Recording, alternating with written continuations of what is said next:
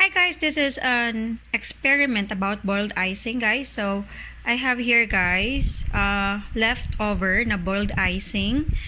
So, ilalagay ko ito guys sa refrigerator and balikan ko ito bukas para makita natin anong mangyayari pag nilalagay natin yung tirang boiled icing sa ref. Okay? So, ngayon, it's 7 p.m. December 8, 7 p.m. So, babalikan ko ito bukas ng umaga guys and yun, parang documentation natin. So, what will happen if ilalagay natin yung tirang boiled icing sa refrigerator?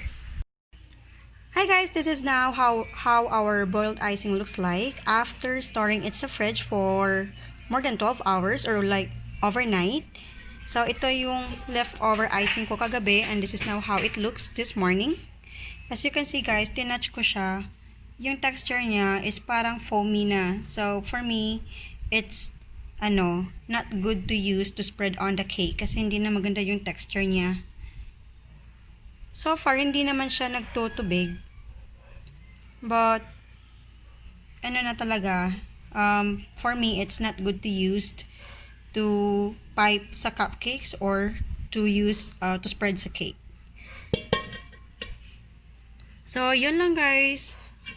By the way, I just made this experiment because I was just curious what will happen if we are going to store a leftover icing or boiled icing sa ref. Alright, so thank you so much guys for watching. Bye-bye.